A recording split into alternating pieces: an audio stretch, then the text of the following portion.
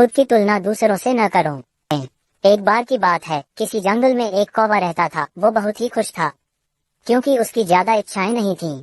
वह अपनी जिंदगी से संतुष्ट था। लेकिन एक बार उसने जंगल में किसी हंस को देख लिया और उसे देखते ही सोचने लगा कि ये प्राणी कितना सुंदर है। ऐसा प्राणी तो मैंने पहले कभी नहीं देखा। इतना साफ और सफेद। ये तो इस जंगल में औरों से बहुत सफेद और सुंदर है, इसलिए ये तो बहुत खुश रहता होगा। कौवा हंस के पास गया और पूछा, भाई तुम इतने सुंदर हो, इसलिए तुम बहुत खुश होगे।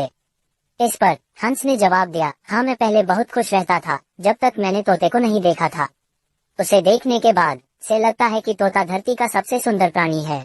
हम दोनों के शरीर का तो एक ही रंग है, लेकिन तोते के शरीर पर दो दो रंग है। उसके गले में लाल रंग का घेरा और वो सूर्ख हरे रंग का था। सच में वो बेहद खूबसूरत था। अब कौवे ने सोचा कि हंस तो तोते को सबसे सुंदर बता रहा है, तो फिर उसे देखना होगा।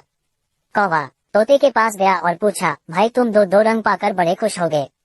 इस पर तोते ने कहा, हाँ मैं तब तक खुश था जब तक मैंने मोर को नहीं देखा था।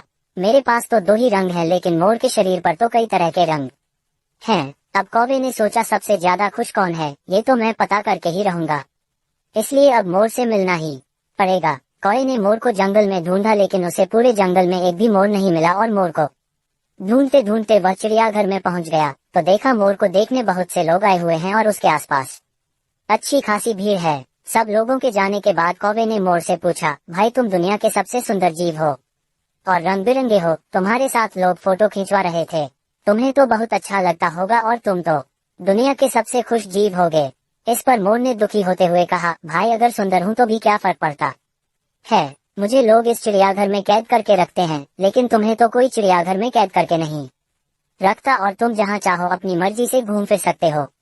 इसलिए दुनिया के सबसे संतुष्ट और खुश जीव तो तुम्हें होना चाहिए, क्योंकि तुम आजाद रहते हो।